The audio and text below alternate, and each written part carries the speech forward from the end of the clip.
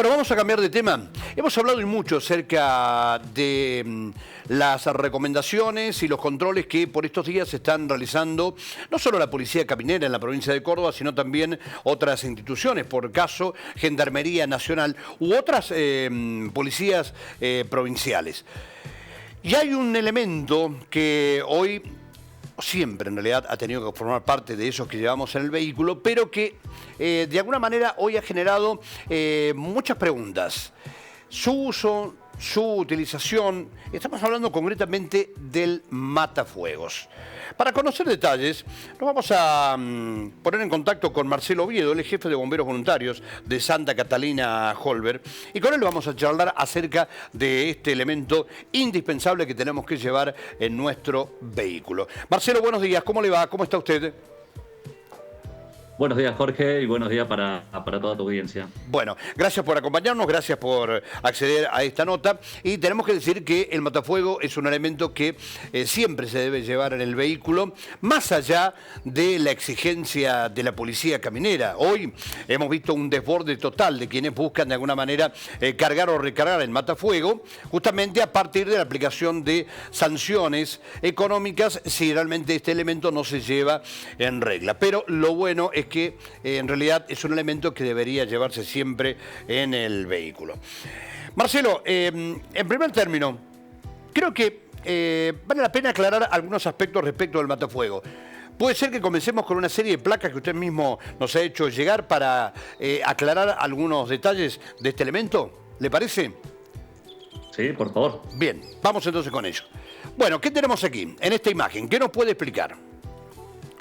Bien, para hablar de extintores, matafuegos, es importante tener en cuenta que el tipo de extintor que nosotros vamos a utilizar va a depender directamente del tipo de fuego que tenemos. Nosotros, rápidamente explicando, los fuegos se clasifican en A, B, C, D y K, que tiene relación directa con el tipo de material que entra en ignición, el material que se está quemando. Entonces, para cada caso es necesario un tipo específico de agente extintor. Así, por ejemplo, para un fuego clase A que involucra materiales sólidos como madera, papel, cartón, se puede extinguir con agua. No es lo mismo un incendio clase C, donde hay electricidad de por medio, en donde no podemos utilizar agua.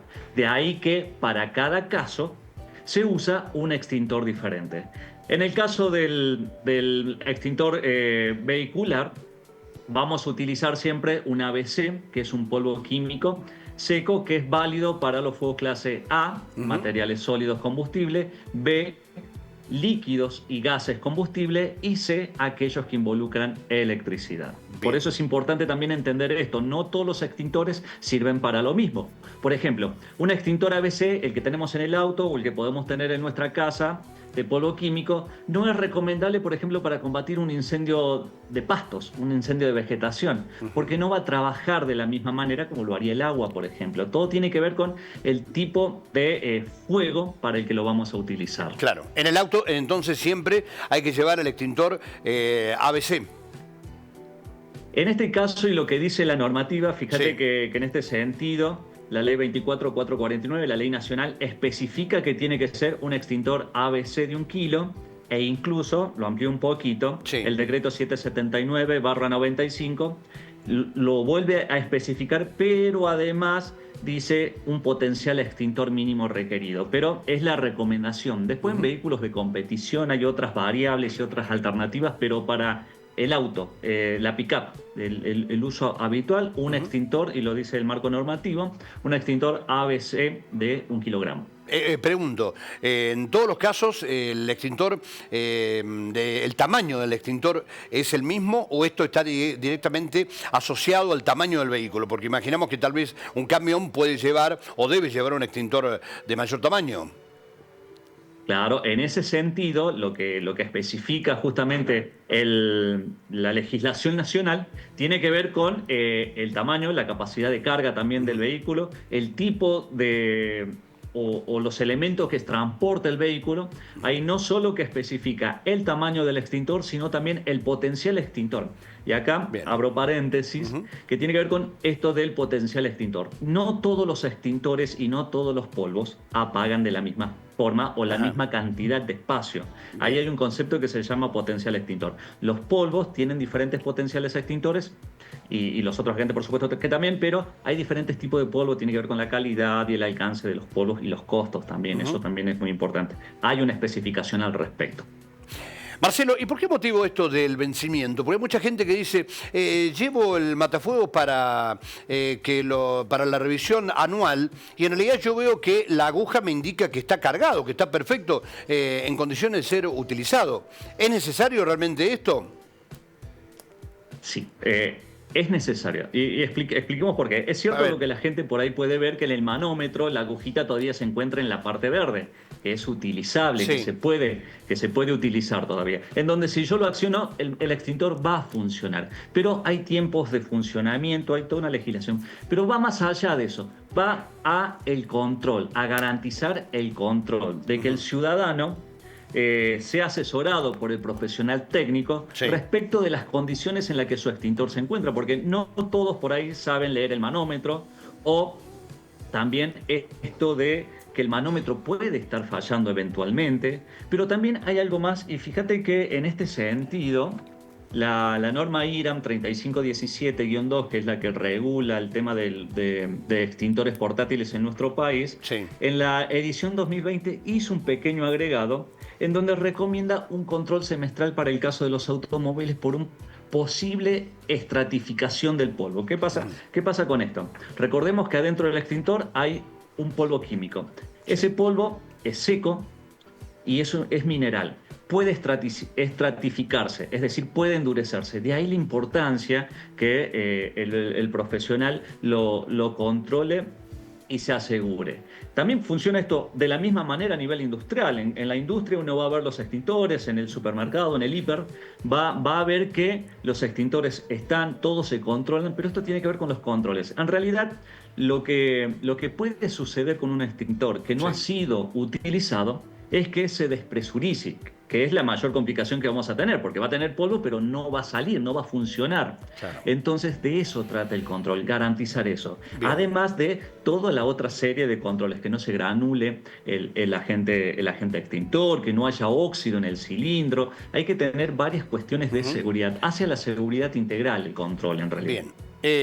Marcelo, ¿y como usuario me doy cuenta de que ese matafuego realmente fue controlado? Bien, en este sentido, cuando el ciudadano, como cualquiera de nosotros, lleva el extintor a realizarle el control anual, tiene varios puntos de control. El primero y más básico es controlar que la agujita del manómetro se encuentre dentro de la franja verde, que es el que garantiza que está presurizado. Bien. Con un manómetro que funciona en correctas condiciones. Ahora bien, lo otro, y como medida de seguridad, es que muchos habrán observado que su extintor recargado tiene una anillita de color verde entre la manija de transporte de válvula y el cilindro.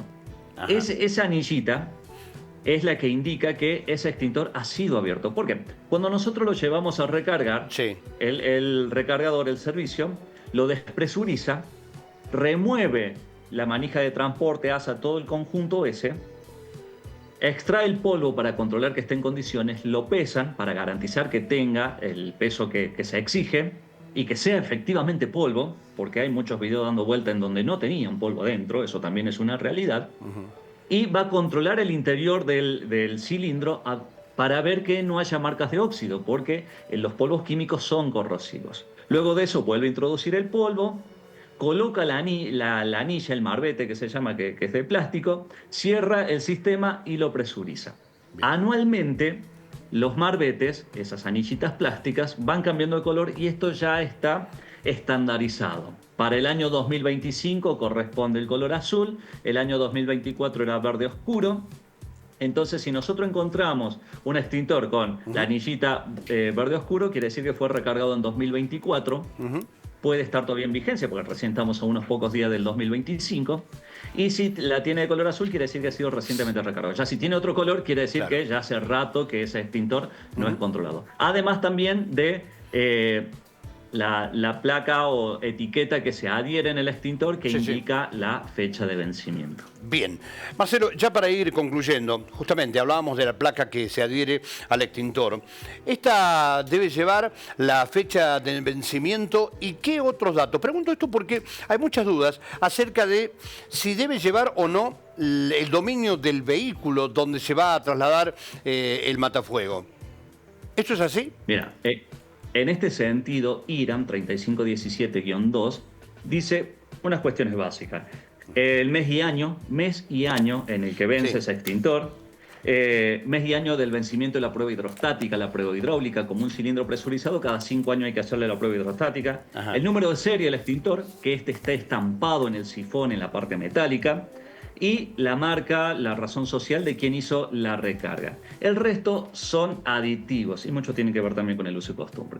Pero lo cierto es que en los niveles industriales, por ejemplo, es una forma de decir dónde va ese extintor, dónde tiene que estar ese extintor por el control. Por ejemplo, tienes un hipermercado que tiene 100 extintores, entonces si de pronto encuentras un extintor en un lugar que no tiene que estar, en la identificación te va a decir dónde va. Esto es a los fines de control. Y lo mismo en este caso para el vehículo. No hace la diferencia, porque, a ver, veamos esta situación. ¿Qué pasa si yo tengo en mi vehículo un extintor que dice otro dominio porque la placa lo indicó en el recargador? Sí.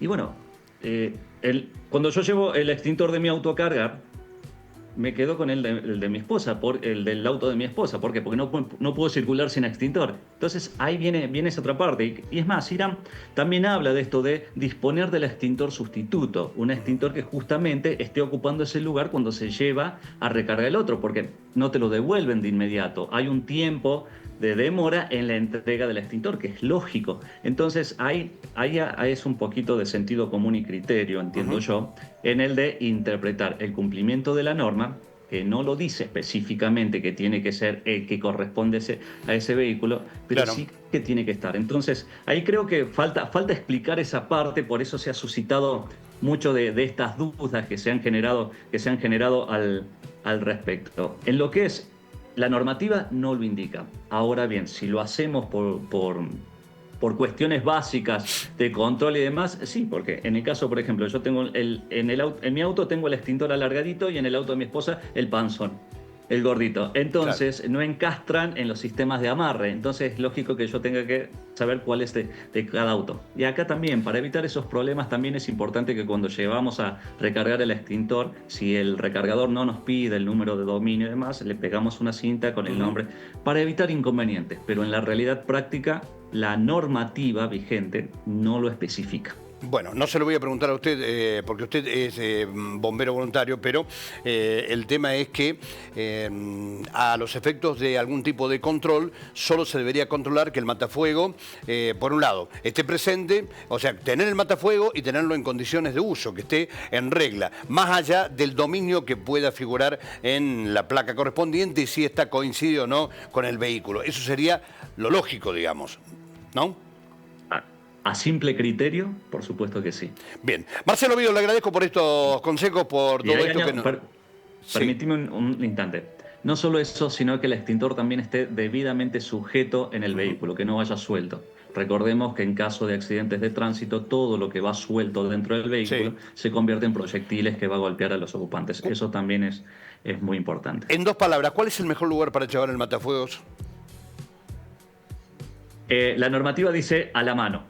Lo más práctico posible. Generalmente lo ponemos o debajo del asiento del conductor o debajo del asiento del acompañante, que la mayoría de los autos de la última década ya traen los sistemas de encastre como para que se pueda amarrar bien seguro el extintor. Y como digo siempre, el marco normativo nacional dice a la mano, en un lugar cómodo, de fácil acceso y dentro del habitáculo, dice la ley nacional. Entonces vamos por lo que dice la ley para estar siempre en regla. No en el baúl, al igual que el chaleco. Marcelo Vido, gracias, muy amable. No, por favor, gracias a ustedes y gracias a la audiencia que nos acompaña siempre con estas cosas.